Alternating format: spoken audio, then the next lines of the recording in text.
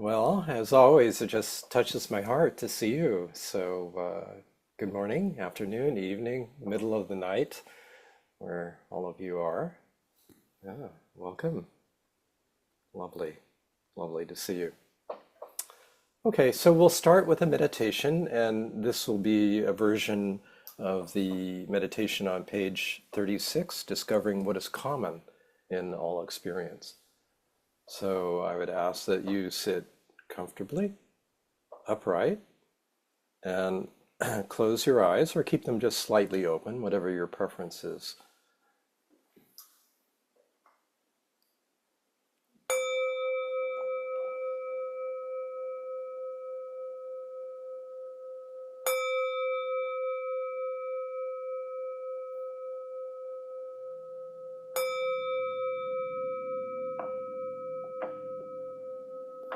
And take several slow, deep breaths.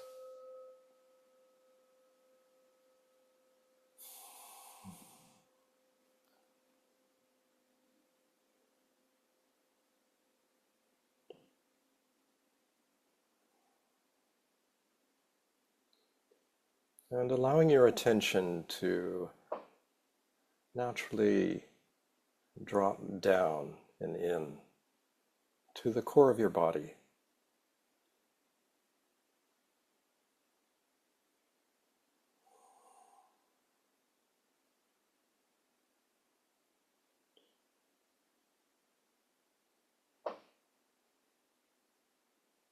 It's a natural and effortless settling down and settling in.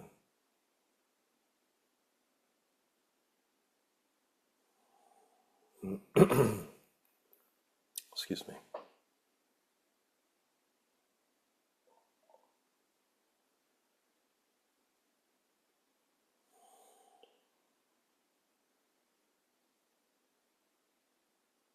And we begin by just noticing sensations of touch, where your body contacts the chair or whatever you're sitting on, your feet touching the floor.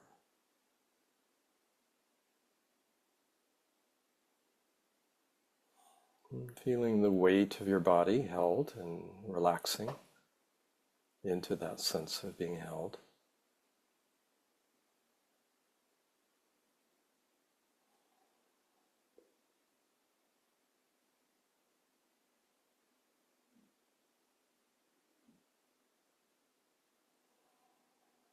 Noticing the movement of your breath.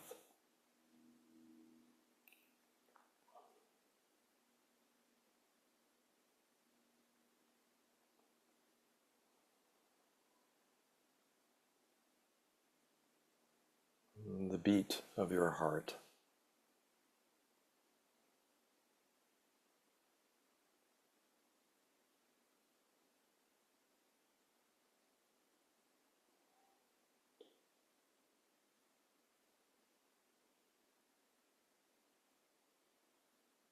Noticing any sounds in your environment, the sound of my voice.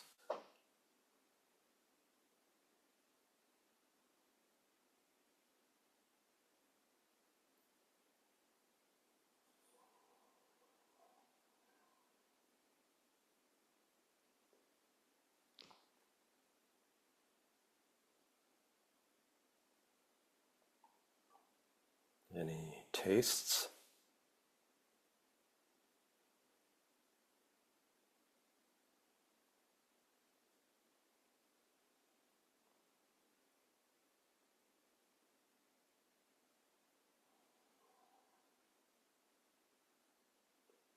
Any smells.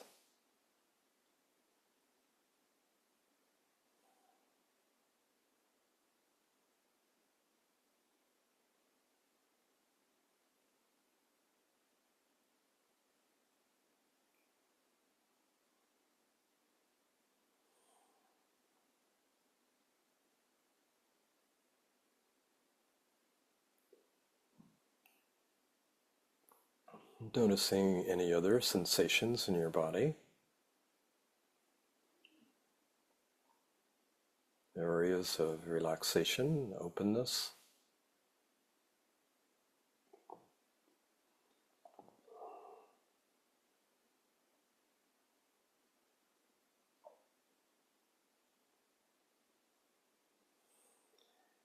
Any areas of density or constriction.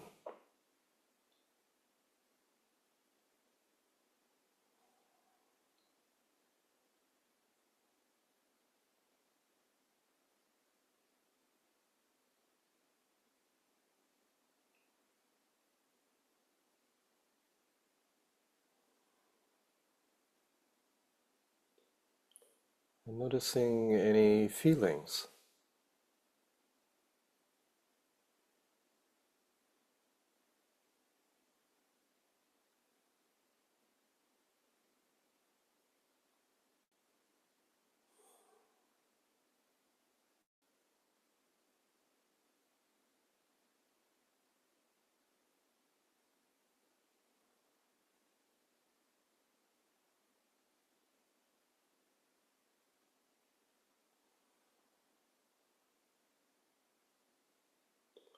Noticing any internal visual images, or if your eyes are open, a little bit, whatever may be in the visual field.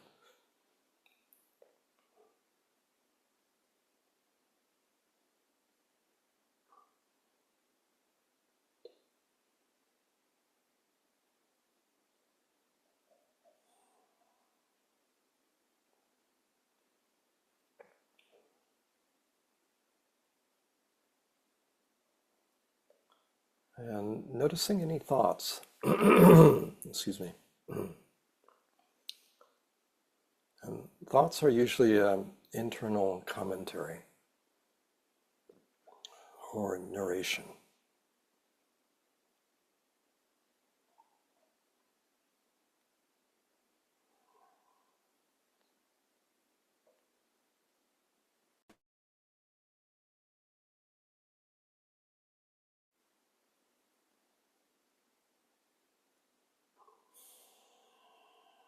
We're not trying to change thoughts or stop thoughts. We're just noticing.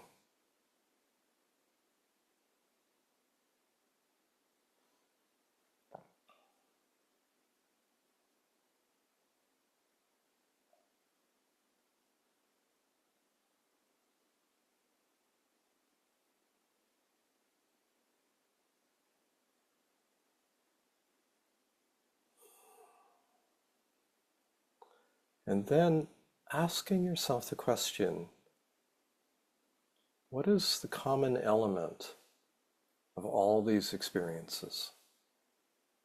All this various sensing, sensations.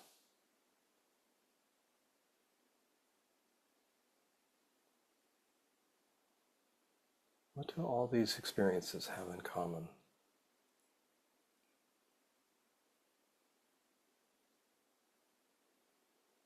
And notice that it is awareness.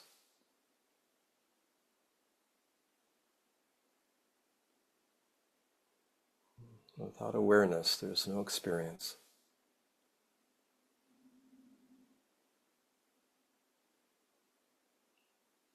And so give your attention to this awareness.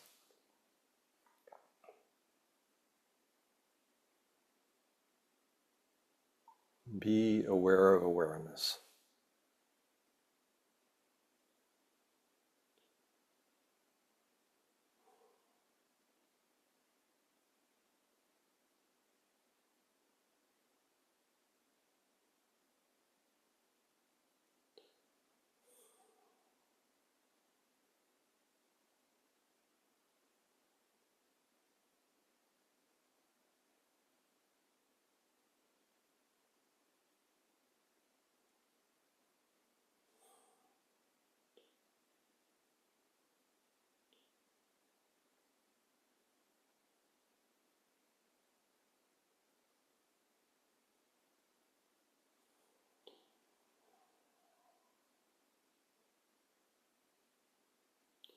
And often, not always, but often as we become aware of awareness, there's a feeling of a background space opening.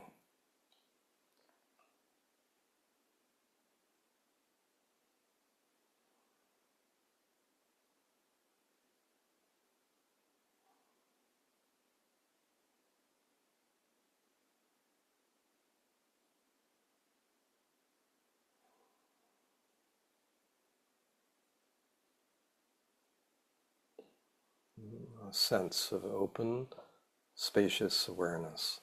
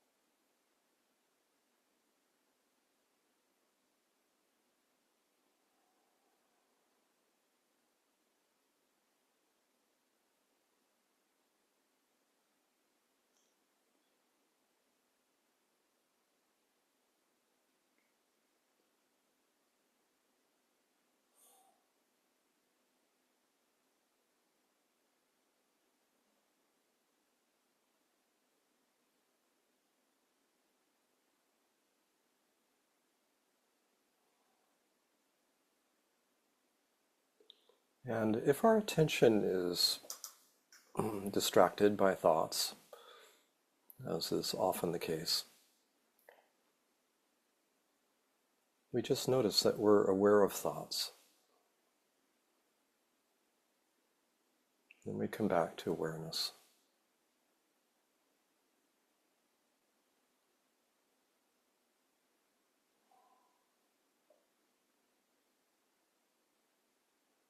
This is not effortful.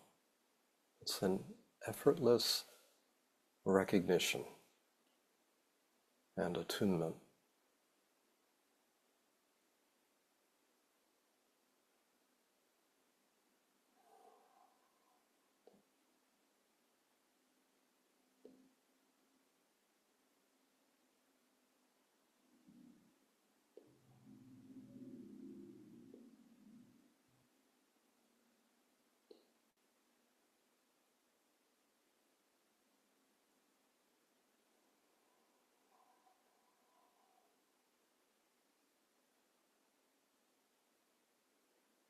And at first it may feel as if we are in awareness, as if awareness is a vast open space.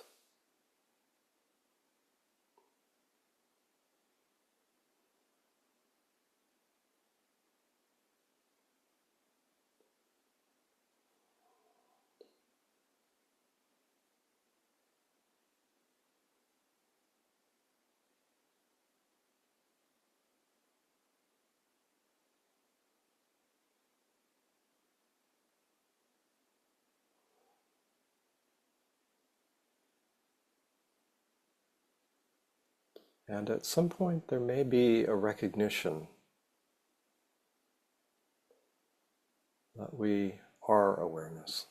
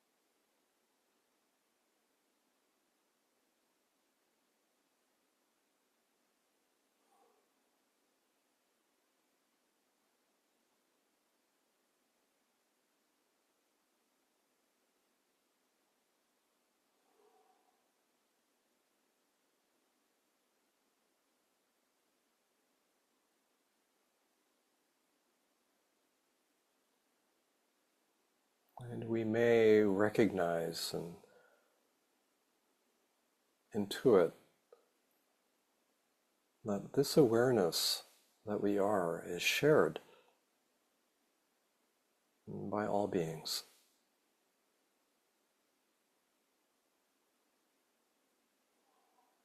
It's not a private sanctuary.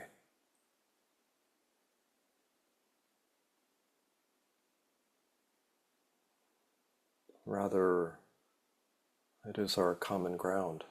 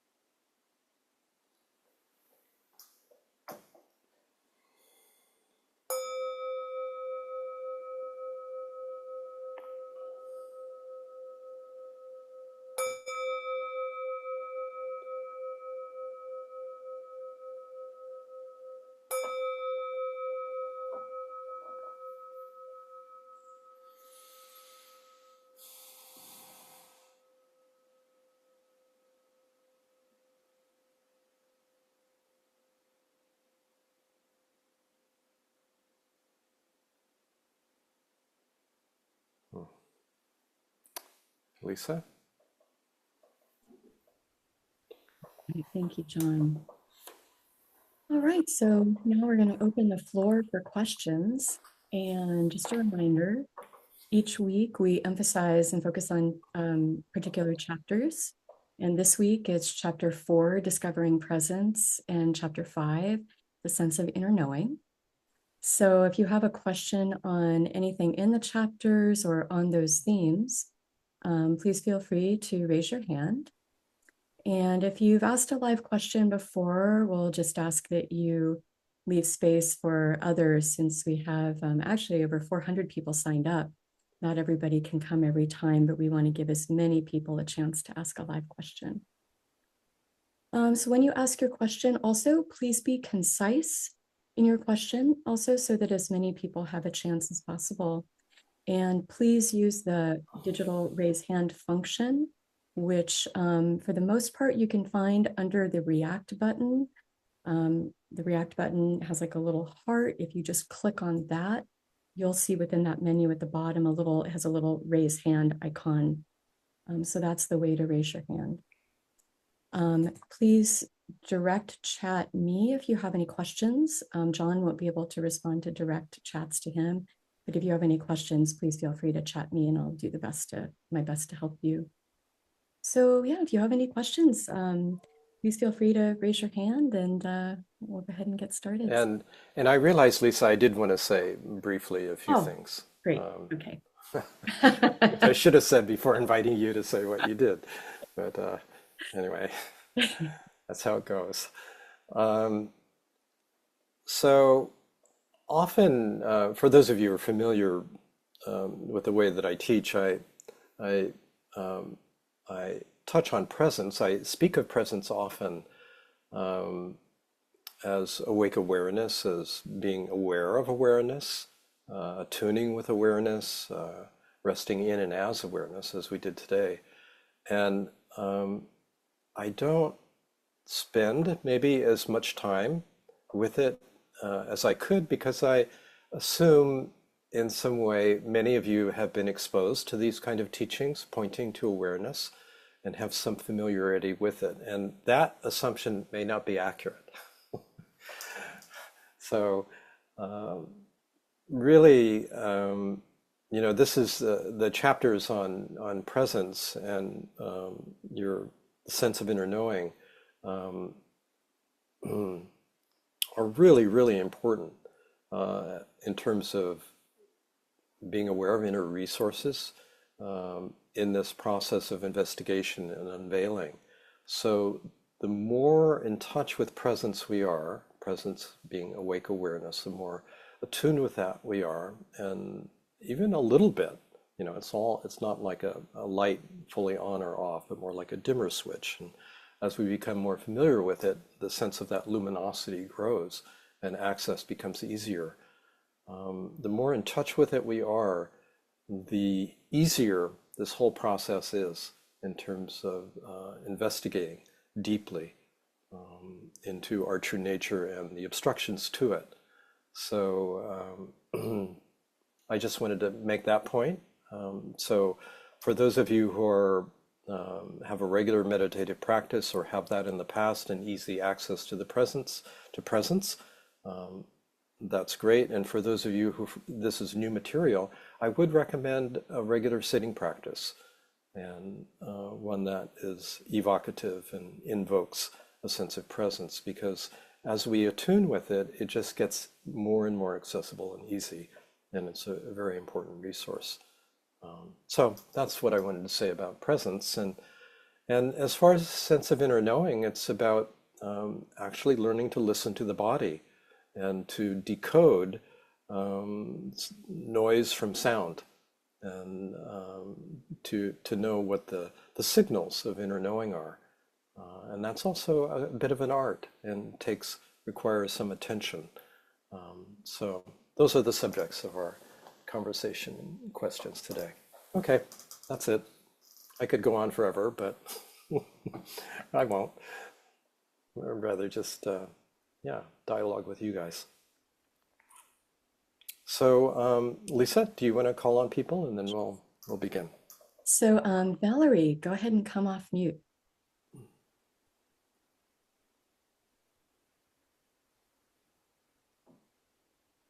I think I've unmuted. Valerie, there you are. Hi, Valerie. Hello, John. So lovely to see you. We actually met in Germany Yes. last year. Yes, I remember you. Rosenberg. Mhm. I just want to say thank you for the gift of what you're giving us from your book and here at this it's a mini retreat really for me. I mean, I just love the studying of your book. It's I find it really exciting. Well, you're Yeah. very welcome. So I'd like to give some feedback really on chapters 4 and 5. What stood out for me was the meditation. I liked the one that you just read, but I really love the called the one called "Following the Sense of I Am" in. Yeah, in my teens, I was very drawn by the words "I am" in St. John's Gospel.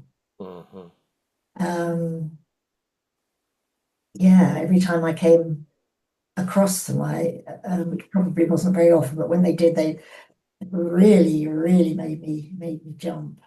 I am that I am. Yes, I am that I am. Yeah, and also the words that Jesus said that really stopped me in my tracks was, "Before Abraham was, I am." Yes. And that just sort of, oh, I just love that. I love the mystery of it. I love the beauty. I love the poetry and the drama of those words. And I could and I can feel them in my body viscerally.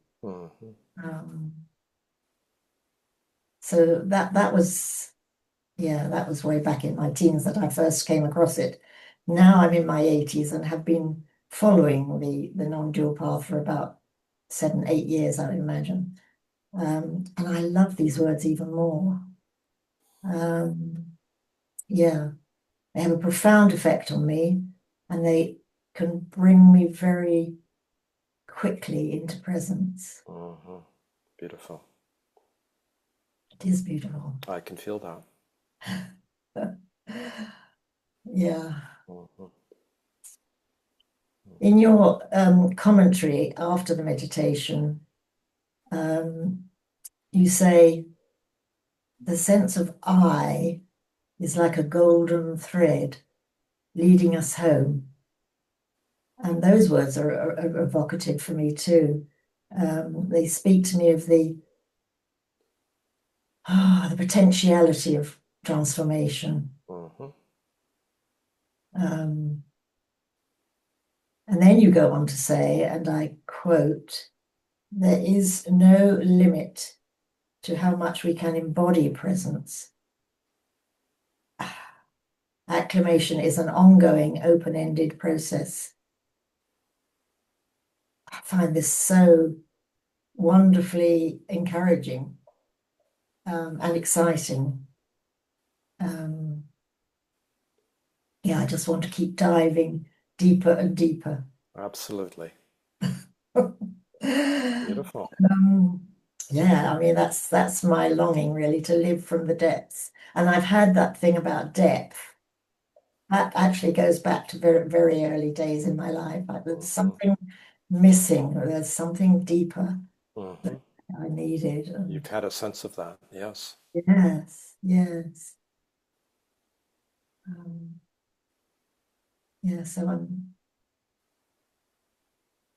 I feel so much gratitude for that. Such gratitude. Yeah.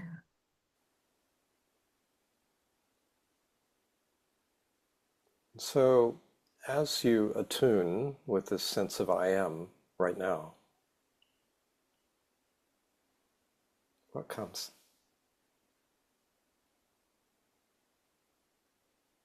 Oh, fullness, absolute fullness. Oh, love. Yeah. Um,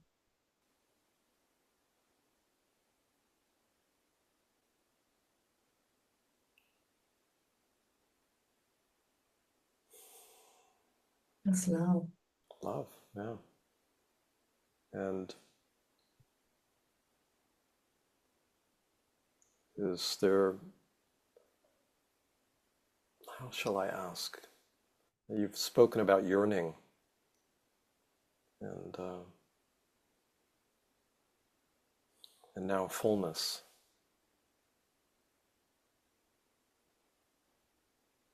Yeah. It's just, it feels as if there's so much. I find it difficult to hold it. It's so upwelling. So I encourage you to allow the upwelling. Really, just give yourself to this fully and notice what happens. In other words, this which you have sought your whole life is here. Mm. And just give yourself to this recognition.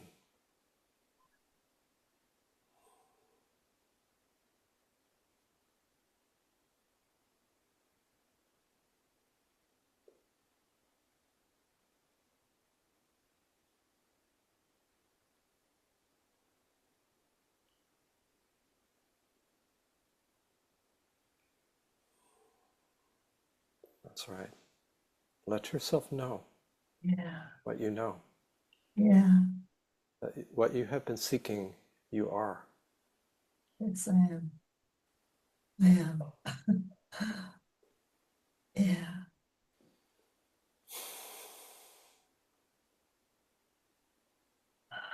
Just letting the heart open to this recognition.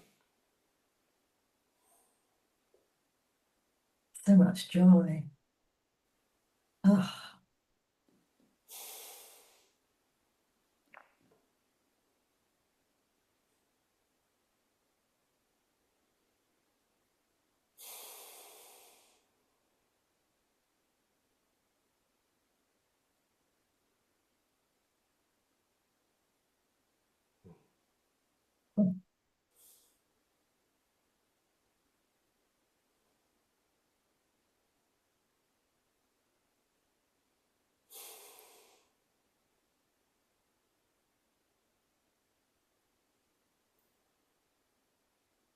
What comes to you now?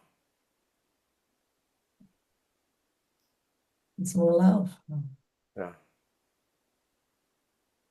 Just more love.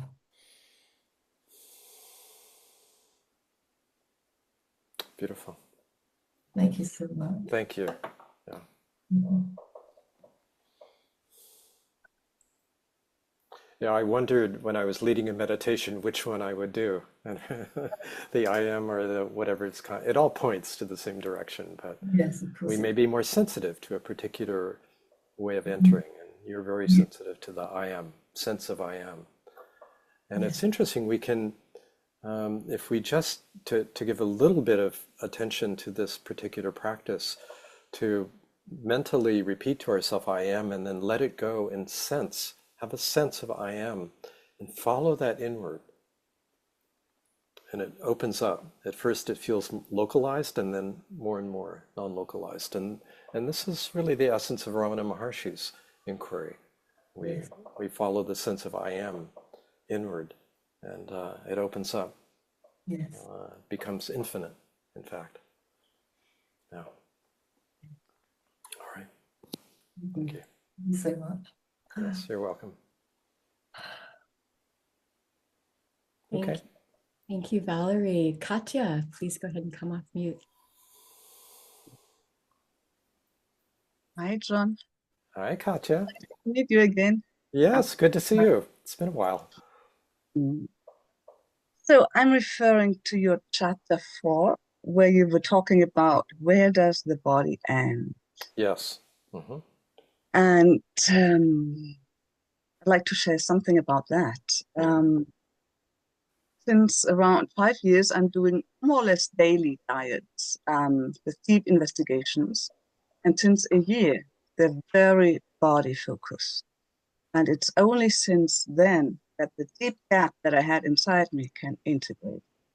So what happened? Many, many years back, I had clear and deep awakening, but that was followed by very severe shock traumas, a series of shock traumas, such an extent that my system would switch over into survival for many, many years. And it was survival based. It was not clear whether physically, health-wise, I would make it. So that has brought up very early trauma that was very significant. I knew that, but the unresolved stuff of that kept me always in kind of like suspension. I was very clear of what I am and who I am, but couldn't live it. I couldn't embody it. Mm-hmm.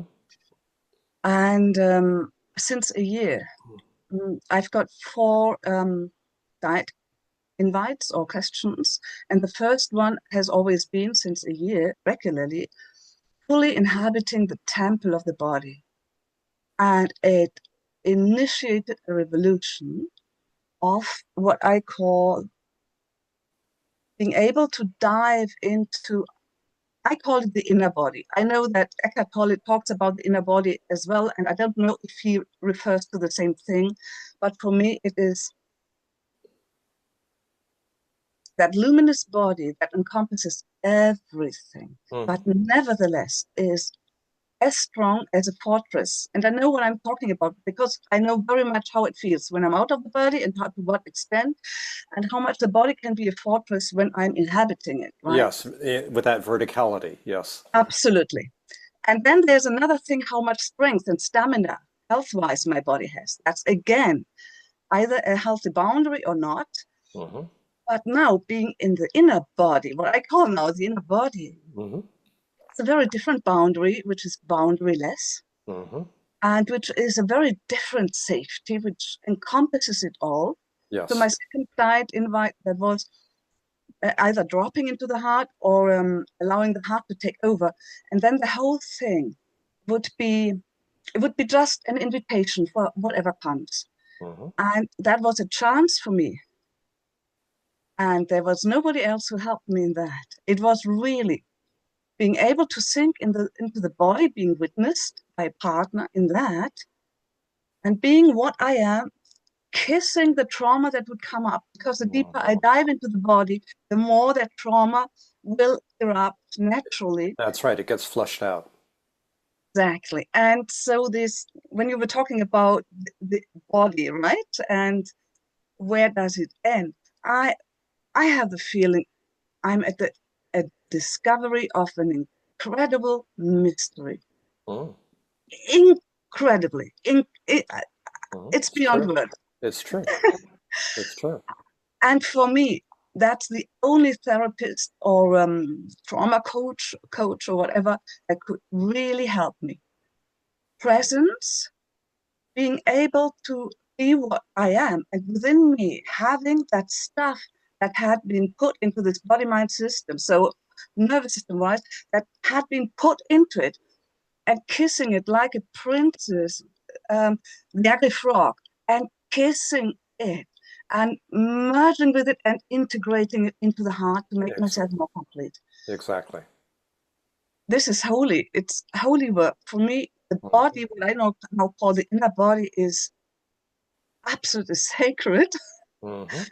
It is. and indispensable for proper awakening, at least what I now consider awakening. I'm so sorry. I saw so many teachers which I would not at all regard as teachers anymore, Mhm. because I can very much see how much integrated their stuff is and how much there actually is a head awakening, where they're Mhm. floating above it. Very often it's limited to a mental awakening. That's right. Yes, yes.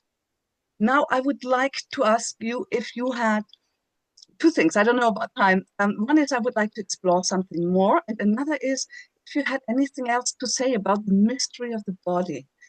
Because you were writing about it in the book, right? And it was our chapter to prepare for today. So Yes. maybe you have Oh, some I idea well, about. I could say a few things. Yes. Yes, I'd love to hear. And then let's see. Well, this is the discovery is the body's not what we think it is. The body has this extraordinary capacity um, of openness and luminosity, of which you are discovering and continues to unfold. And what's interesting is this core luminosity that you're describing is really, for those who are sensitive, some people feel this, some people don't. You do. You're very sensitive in this regard. Is it's like lighting up from the inside. And you're describing like as that happens, this luminosity kisses the conditioning, right? This is what I describe as the welcoming quality, presence welcoming, conditioning.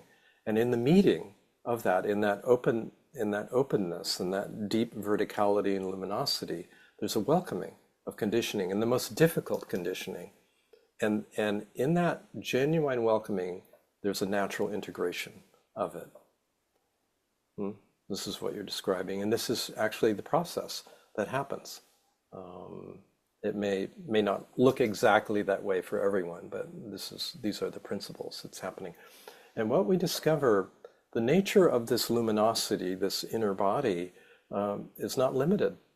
We discover it has a spacious, vast quality, a quality of luminosity to it, and it's all embracing in its nature.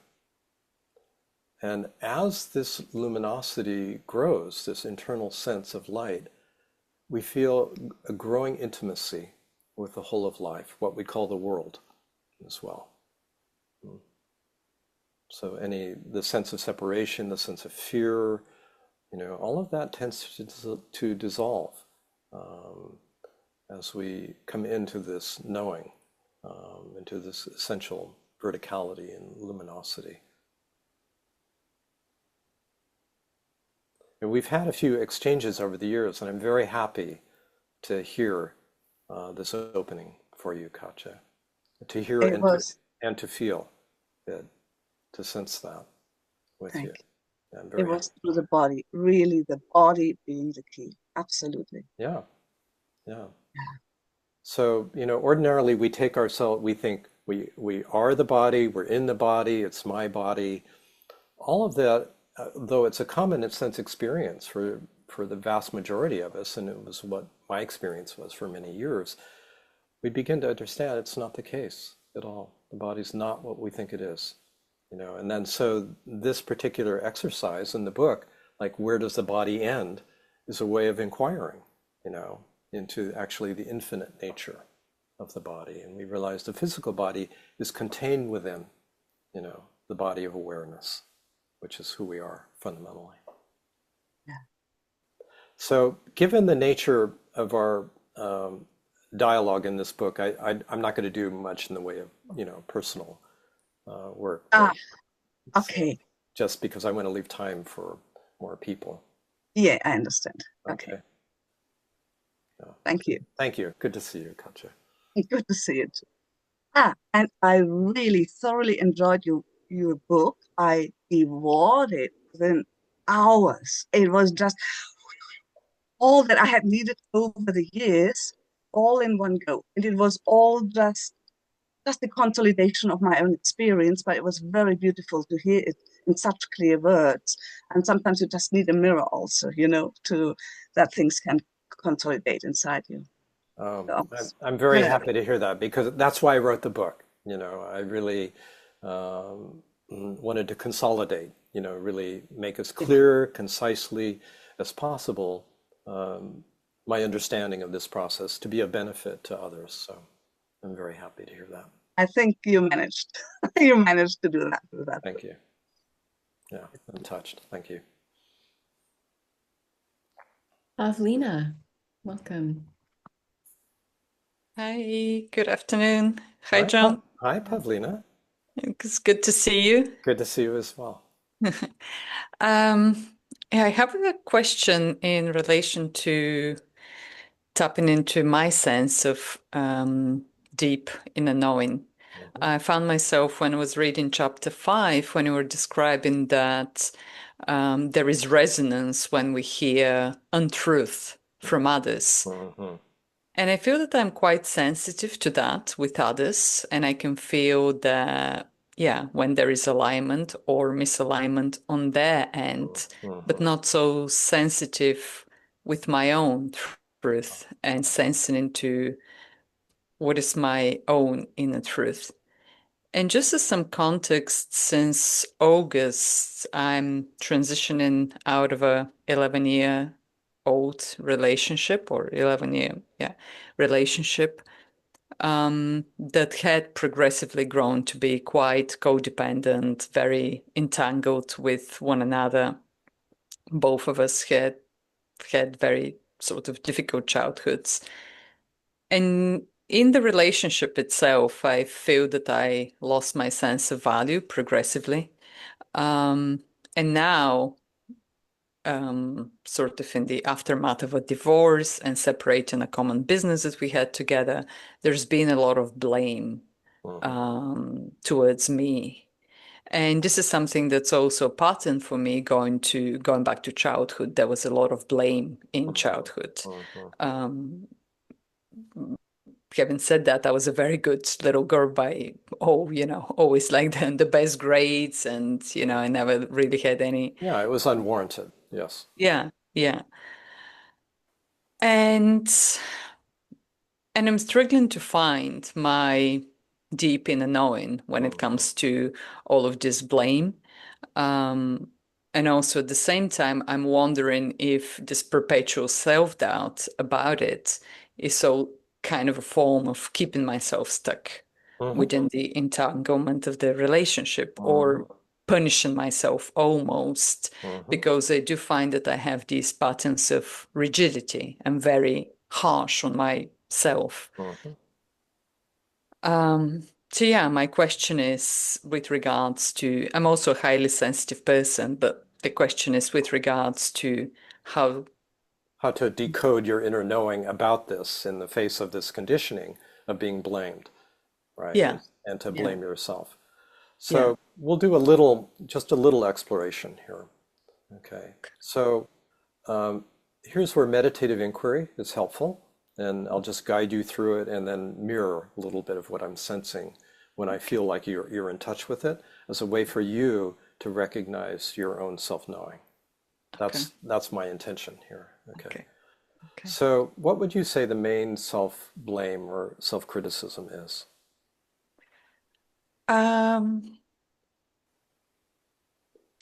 It's quite a lot to unpack, but I suppose with regards to the contribution to the common business that we had, and then how I showed up as a partner. Mhm. So if you were to boil it down to a simple sentence, what would it be? Whether I contributed Okay, enough. so I didn't contribute enough. Yeah. That would be the thought. Yeah. Okay. And is that the right way of phrasing it?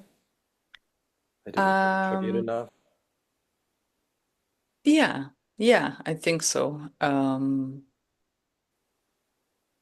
Yeah, and I did something wrong. I think probably I did something wrong is actually a little bit stronger and a little bit more resonant, because I think this encapsulates The childhood experience too. yeah, and various areas of that. Okay. I did something wrong. Mhm. Yeah. Does that have a charge as you say it? Yeah. Mhm. Okay. So take a breath and let it go and just rest back into a sense of presence if you can.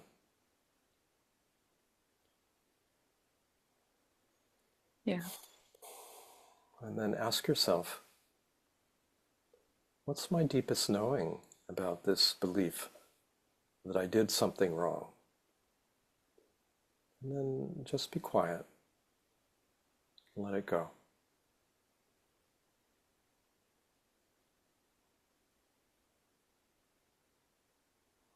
What's my deepest knowing about this? What's the truth? And then just be receptive.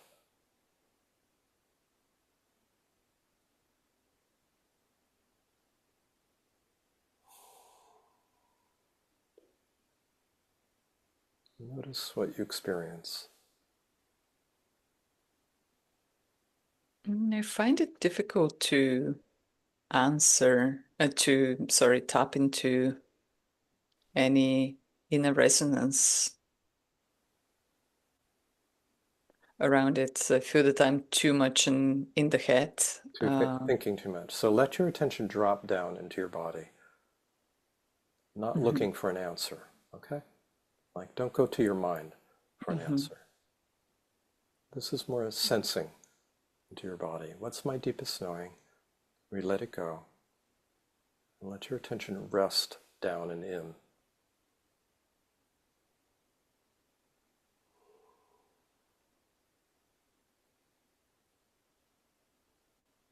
There is a softening. Mhm. I invite you to let that in, a sense of softening.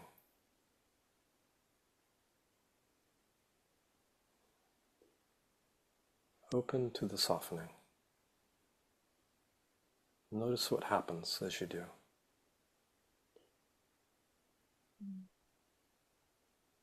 Yeah, it's some sadness and emotion Mm-hmm. started welling Mm-hmm. up.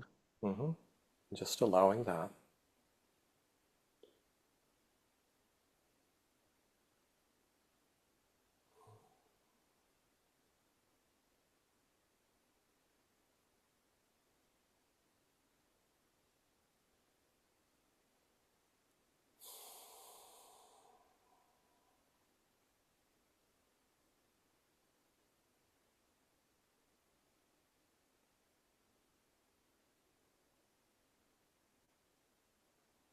And what comes?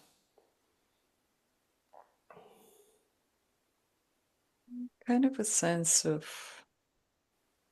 peace, Mm-hmm. and at the same time, the mind wants to interject Don't and go, come in. don't go there. So this is the path here. It's like to sit with a question, don't think about it, and just Mm-hmm. kind of notice there's a natural softening and opening, and Mm-hmm. like your heart is opening. There's some sadness here. It's actually something important to feel. Mm-hmm. Yeah, Yeah. I was open to that. Yeah. Yeah. And just letting the sadness come and staying with that. And your experience will unfold from the Mm-hmm. inside, a deeper dimension. Yeah. So it's about trusting that, realizing there's an intelligence here It's very quiet, it's very somatic, and your willingness, to tap into it is sufficient.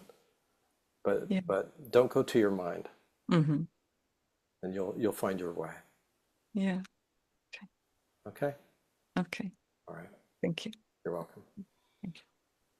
There is a bit of art, bit of an art to this sensing into our inner knowing, decoding it. But I could feel that softening that you were describing, and something deep starting to open up within you. Would that softening be indicative of anything? Yeah, it's it's indicative of getting out of the rigidity of the mind Mm-hmm. and attuning with a different way of knowing. Mm. Yeah. Okay, thank you. Thank you. Teresa, welcome. Hi, thank you. Hi, Teresa. Hi, John. First, I want to acknowledge my nervousness. There's nervousness here, which is Good. interesting. Yeah, good to start with what's here. And I want to speak to two things. Chapters 4 and 5, probably those are favorite chapters of mine in your book. And what I'm calling attunement, where we can sense and feel others. I too work with clients, and my sensory perception is very good. Including what the lady before me, I could sense and feel as she was feeling that. I could feel into that sadness. So my attunement there is very good, and I continue to work with that. But my actual question is dropping down into this space of awareness and this place of I amness. It feels like I get like so far, and then my yearning and craving is to, my words, sense the energy that moves in all things, sense the connectedness to that, and I can get to here, spacious, soft, but I can't sense interconnection, I don't think. So that's my question. Does it make sense? It does. It does. Yeah. I mean, it's a very profound question. And in a way, I would say we're going from sensing to knowing. So, like to sense interconnectedness, there's a shift to what is prior to sensing, which is knowing. So it's actually a different faculty here to perceive, if you will, essential non-separateness, and thus essential interconnectedness. Like our senses can take us so far. They're very subtle. They can take us deeply. They're more trustworthy very often than emotions and than thoughts. So you refine this, and like there's a deeper step here as well, which is the recognition of awareness itself, which is foundational to sensing. And so I think it's like you're on an edge here. Does that sound right? Yeah, I think so. Yeah. Because I'm hearing your words and I'm going, yes, and then they go splat and they don't quite go in. And I think what may be happening is there is some fear in your system of a further opening. Like if I really, let go of any efforting, any grasping, and there can be subtle grasping in the sensing. There was for me, at least, some quality of subtle grasping, trying to get it, I've been practicing letting go of grasping, yes. Okay. Yeah. But there's fear. And so a good inquiry for you would be, what do I fear may happen if I let go of grasping? If I let go of grasping, I'm afraid that, does anything come to you? I want to speak to that. There's a knowing of the inner knowing. And if I go to what would happen, I don't know if there's a fear. If there's a fear, it is so, I guess I really do have to sit with it Mm-hmm. because just more yearning shows up, not fear. Mm-hmm. I would encourage you to sit with it. Actually, just take a minute right now.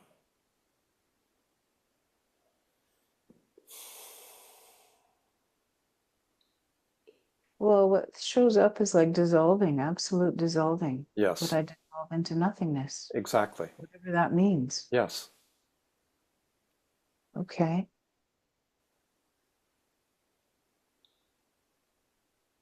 Whoa. And then there's peace. Yes. There you go. Yeah. And I'm afraid to trust that. Yes. Right. Okay. Yeah. So there's a knowing here. It's very beautiful. Yeah. And I just want to, in this moment, bask. I'm going to use the word in that ocean of Yes. whatever. There's no words. No words. Wow. Okay. It's like, and it's just, and Mm. you've already moved through, but your system hasn't fully caught up with your knowing. And it's about, How cool is that? yeah, Okay. exactly. So just keep allowing, huh? That's it. Yeah. Be willing to be nothing. Be willing to completely dissolve. Thank you. Hmm. Profound. Thank you. Beautiful. Thank you.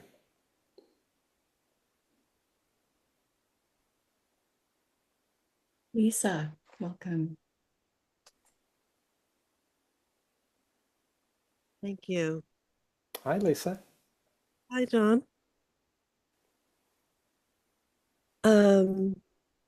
I don't see your face. Oh, well, if I speak, you'll probably see me. Yeah, I can see you. I'm here.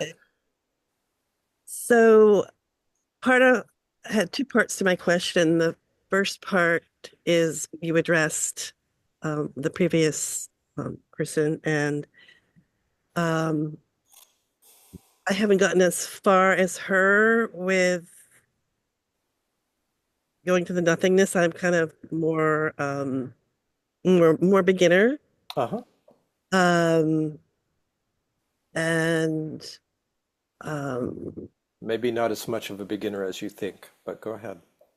ah, yeah, In yeah, other, in other words, don't define yourself too strictly here. But go right. Okay. Okay. So, how to work with the fear, the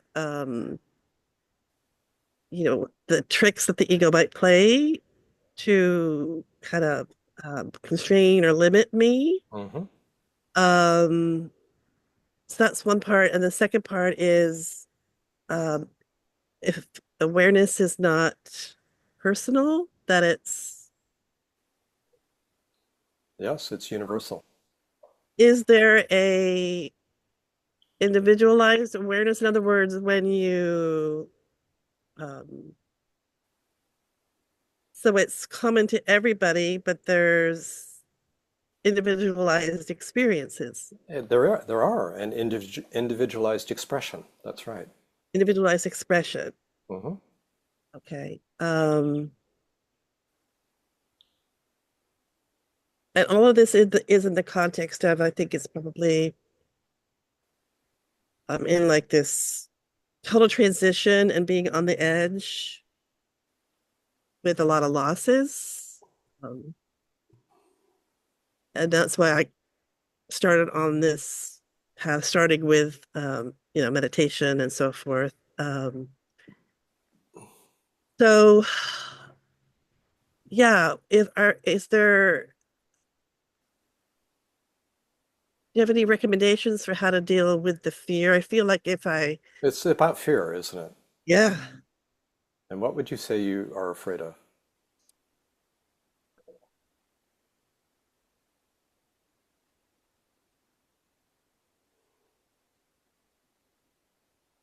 that it's the loss of my identities hmm Yeah. and my Loss of identity. That's and correct. my loss of connection. Is interesting how, like, I long for this because I think it's going to connect me with the people that I've lost. Mm, hmm. But then, on the other hand, I feel like there'd be a disconnection because There's, all of the people, mainly my husband and my mom and a few others, that there's all of this conditioning and all of these issues and things, and I feel that if I go to this place, that I'm going to somehow lose them, you'll lose that connection to them. that connection. But then it's like, then my mind says, well, but that's kind of where you want to be more at peace and Mhm. connected with them. Isn't that the way to do that? Is to Well, your mind is actually correct in this instance. Although it's a good start, is what yeah, I would say. yeah. So there's fear of losing identity, who you Well, take yourself to be, and there's a fear of losing connection with those that you love. And so this is like your edge, you know. It's good to identify what your fears are, and then actually to welcome. Step one, it's like from presence, from a sense of openness, and this is different than from the mind, right? This is why I accent the importance of presence.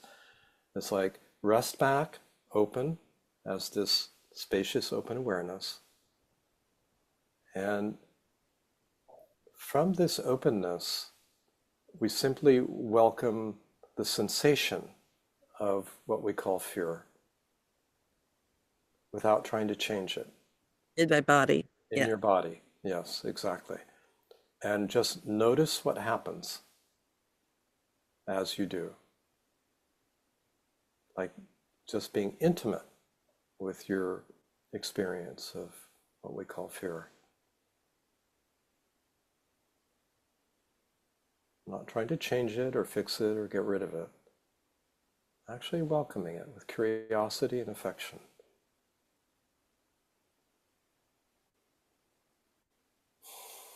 Well, I know it comes from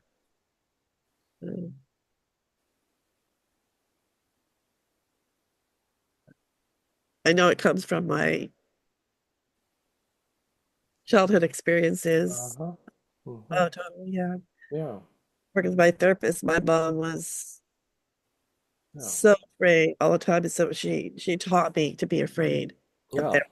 That's right. Often we, absorb that lesson from our parents and various lineages of, you know, our mothers and fathers. So that's step one, is just like you just welcome the fear, the sensation of fear. Um, And then another step is to, and we'll get to this in subsequent chapters, is to question the beliefs. And one of these beliefs is I'll lose connection or I'll lose myself. And and as we did earlier, it's just like resting back and then asking what's my deepest knowing about this belief, and then getting quiet, because you'll find your own inner knowing about this, but already your mind is signaling the right direction, which is yes, certain forms of connection may fall away outwardly, but the essential connection is not lost, it's gained yeah. with those we love and with ourself and with life itself. And that's a very profound inquiry and process of discovery. And in losing what we take to be ourself, we gain our essential self. We don't lose anything essential. We may lose our story about who we are. We may lose our image, at least holding to it lightly. We hold it, holding to it tightly. We hold it much more lightly. So we lose that, but we don't need that. That doesn't actually serve us in terms of living from the core of our being in connection with the whole of life. This is where this inquiry and investigation is leading us. Profound letting go into the essence of who we are and the essence of what and who everyone is. And letting go of the story. Yeah, we don't need the story. So you know, and I can see myself more and more letting go. And it's like it's painful and it's scary, but I'm headed in that direction. you are. Trust that. Thank Okay. you. You're welcome.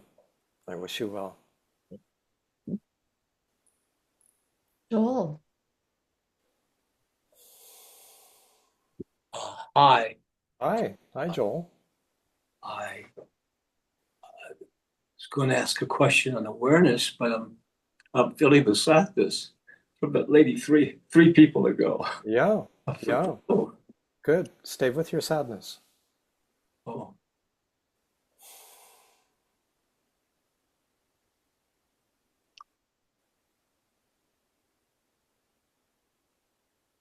Hmm. Hmm. Something is touched in the depths of your heart. Hmm.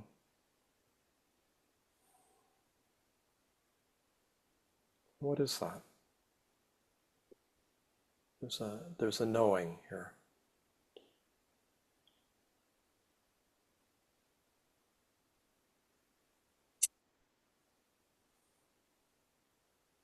Uh, I don't, I'm asking, do I want to talk about it or just stay with the sadness? Yeah. I, Good I, question. I could May- stay with the sadness for half Maybe, an hour. maybe you could do both. Oh, Stay in touch with your sadness and see what words come. well, it's hard to talk about. You talk, I'm going to cry a lot. I, Oh, that's yeah, I okay. guess that's okay. It is. Yeah. It's Uh, fine. uh, Absolutely. yeah, the sadness is over. Well, maybe it's over lots of stuff, but uh, and uh, an extramarital affair I had about goodness, maybe 45 years ago, um, and it hurt people. I can kind of see I needed that kind of close connection with somebody that I couldn't get with my wife. I think so. I can kind of honor my own needs, but I hurt people, Hmm. and the marriage is up. Hmm. I've Yeah. never really gotten, you know, I don't know what I'm expecting, some kind of good place with all that. But there's,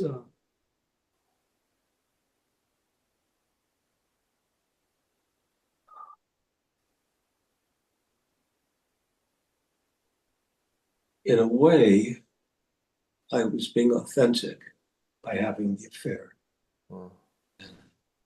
I can just feel all the women gasping at that comment. But for me, it seemed real. And, There was a need and desire for intimacy. I missed the last, but there was a need. Intimacy, a need and Yeah, desire for strong intimacy. need, strong need. Uh-huh. Yeah. And what is most intimate? What is most intimate? Hmm. Oh, the when I feel some kind of heart to heart connection, just That's it. ah, Right. that's beautiful. Yeah. And do you feel that connection now within yourself? Yes, Yeah, with that lady and with myself. that's right. Hmm. And I still don't feel it with my ex-wife. Hmm. I'm noticing that. Hmm. Ah, we went to therapy, but it didn't work, or marriage counseling. So Um, just give it our time limitations. Is there a question here? I think I can stay with this on my own. The question I had was a little intellectual, but real for me. Uh, when we did the awareness Hmm. meditation today, I kept, I think, slipping out of pure awareness Hmm. into, oh, this feels good. This sense of luminosity, expansion, whatever. Hmm. I was kind of really pleasuring that. rather than trying to just be aware simply in a neutral way. Oh, enjoy. I would say enjoy it. There's too much, like even when you said that, like trying to be aware, it's like too much work. Enjoy the openness, enjoy the just abide, abide in this joyful openness. This is about trusting your heart, Mm. and and naturally coming to the point of intimacy. As human beings, we do really appreciate being able to share on this level. We're touched, as you were touched when someone comes forward and speaks from the heart, and we're all moved, aren't we? So there's that human level of empathy and resonance. But the deepest empathy, of course, is with this heartfelt awareness, as you felt, in the meditation. And this is really the ground and the foundation of all intimacy. Intimacy with the whole of life, intimacy with ourselves, intimacy with others. And as we know this firsthand more and more, it becomes much more easily accessible with those around us.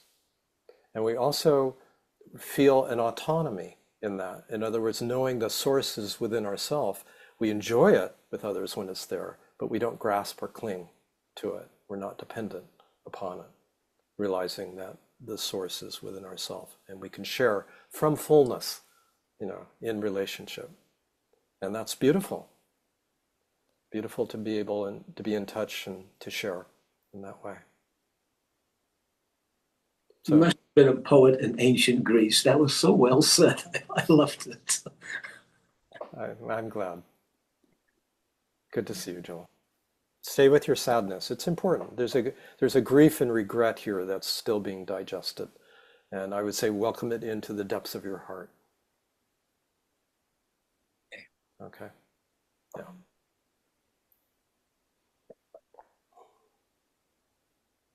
All right. We have time for one or two more people maybe. Mm-hmm. I was going to welcome Steve, and then I had promised someone who had a written question who didn't want to be on video to come after Steve. So. Okay. Hi, John. Hi, Steve. It's nice to meet you. Nice to meet you as well. Sessions have been really powerful. Today, especially, the way everybody is sharing and the questions and your responses I feel further opened by that. Beautiful. I had a question about you earlier when we started the session. You were talking about the body. Mm-hmm. How awakening was there were signals from the body to indicate that was occurring. Mm-hmm. And I have found that to be true. I've also found that there is a remarkable sense of lucidity that also comes with that. Yes. I tend to think of that as body oriented, but maybe the body is a portal. Yes. That allows that lucidity to begin to show up. It's almost like I've never gone lucid in a dream, but I feel like there's a visceral sense of lucidity jumping up and becoming much more present in a moment. Yes. Yeah, very much so. This is related, the lucidity is related to luminosity. Yes. The clarity with light. And as there is, the body responds to this quality of luminosity and clarity, very closely related. It's like lighting up from the inside. Yes. Yes. And you know this, don't you? Yes. And it's profoundly trustworthy.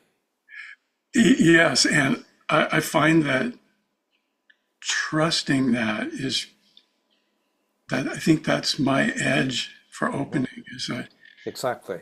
It's this soft, profoundly powerful sense, and it's so easy for it to be overcome by our conditioning. Yes. Our conditioning and our habits, but the more and it's just been this soft, gradual, and as I trust that more and more, it's like it's just saturating. Saturates, that's right. It imbues the body, the Yeah, conditioned body mind even more. yeah, This is a gradual process of opening to the light of awareness. And lucidity is one of the essential qualities of being. right. And knowing is maybe another. Knowing is even, I wouldn't even call knowing an essential quality of being. It's like the knowing, I mean, words are a little tricky here. Yes. But in my own way of thinking about it, knowing is prior to even essential qualities of being. Like the knowing is foundational. The recognition that this is so.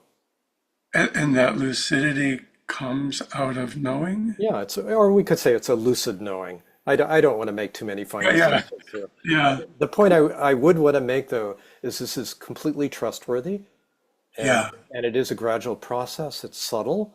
That was true for me in my investigatory process. Because my mind was very critical and self-critical, it was really helpful to decode this inner knowing coming through the body, and to trust that. And that was a gradual process. yeah. That was a kind of shift, of what I trusted from the mind to that inner knowing and that lucidity. Yeah. It's like you had mentioned earlier about how sensing, what you've been teaching us about sensing and how to do that. It's a different way of knowing. It's like discovering an entirely, I don't know, a different form of intelligence That's we correct. tap It in. is. Exactly. A different form of intelligence. Much And more, trusting that. and trusting that. That's it. I feel you lighting up as you talk about this. um, yeah, your comments, I don't know, it's an affirmation that I trust it, I guess. Yes, I trust what you're saying. good. Which is trusting yourself, really. Yes, I'm just reflecting back your experience yes. and saying, yes, yeah, that's it. Right. And that's helpful at a certain point, having that reflection, that guidance, that attunement, and Oh, then yeah. and then it becomes completely autonomous. It's like it doesn't require it. It's nice when it's reflected, but it's not necessary. It's like, Right. I know this. This is what I am. This is foundational. This is essential. Yeah. And for me, the question of what I am has taken priority over the question of who I am. Yes. Very often the what I am is easier to access than the who. The who tends to pull for some Identity. mental identities, and the what Yes. less so. So that's often why when I pose the inquiry, I'll say, who or what am I really? The Yes. who or what. I cover both bases. Yeah. And whichever way. However we're wired, yeah, we may Yeah. respond differently. Yeah.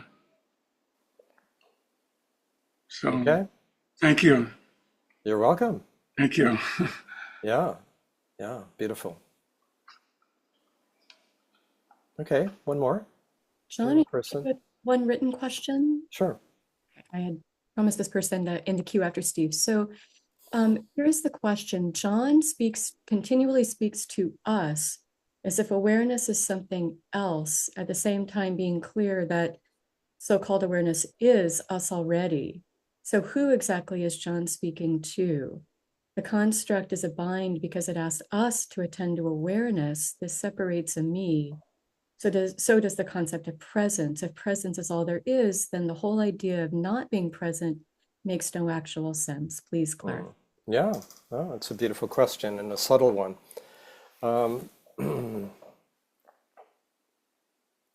So, in a way, I'm speaking to two different levels. On the deepest level, like as consciousness, I'm speaking to consciousness. And so there's no separation. And that speaking actually is that, I would say that communication is actually not in words.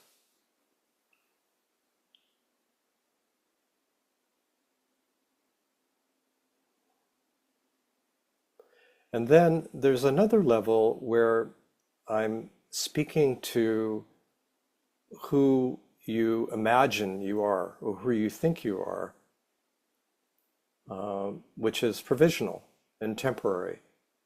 And that invitation is to investigate who you have mistaken yourself to be. So in a way, I'm speaking to the conditioned mind and to the identified self. And that, there I use words more. So there's like this different multidimensional communication going on. And if the words are confusing and not fitting, ignore them. If they create a sense of duality, don't listen to them. Listen from a different level. And if that works for you, good. And if it doesn't, that's fine. But since we're not dialoguing, I have to kind of generalize in my response rather than. So this is another point. Is like one can speak maybe in very, very general ways, and it may not translate to a particular individual. And that's why the dialogue with particular individuals can be helpful, kind of in that fine tuning of how the teaching may apply in our case.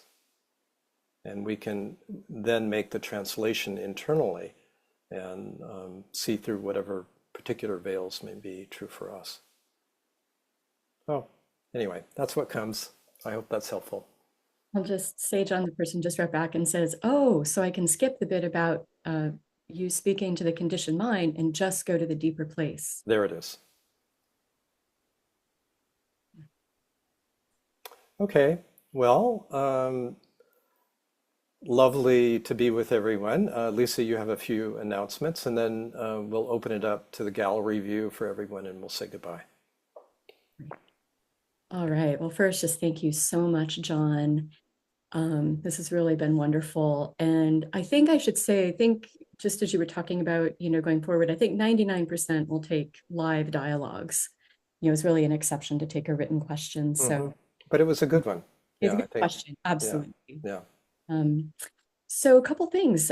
So this book group is, free and open to all. And there is just a request that if you feel so moved to please leave a review for the book wherever you purchase the book, whether that was, especially online, whether it's Amazon or if you bought it from a bookstore. I suppose you could write a review on Goodreads or other places, Audible, Spotify, if you listen to the audiobook.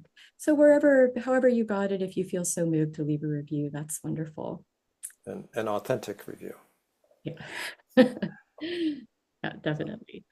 Also, just a reminder, registration is open for John and Christiane's San Damiano retreat, which is November 17th to 21st here in the Bay Area in California.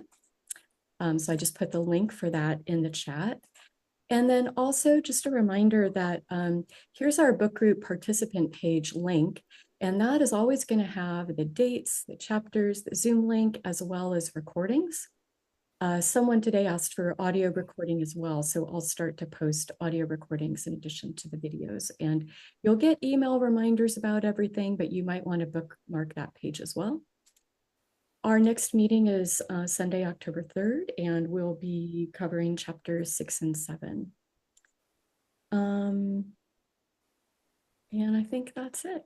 Well, actually, yes, thank you so much, Lisa. And there's something that we didn't do today that we did last time that I thought was actually useful and beautiful, which is to just take a minute and kind of feel into what has touched you today in our conversations or meditation, and just write a few words, a sentence perhaps, or a sentence or two in the chat.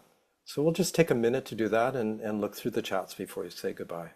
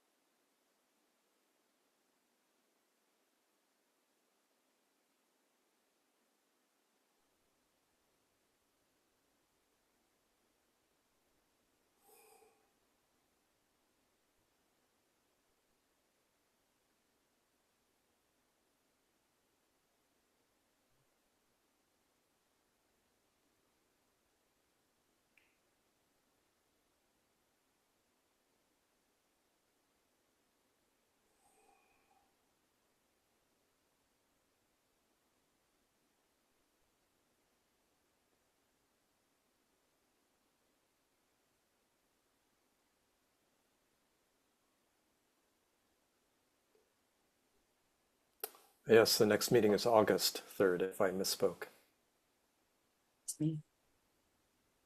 which I think I did.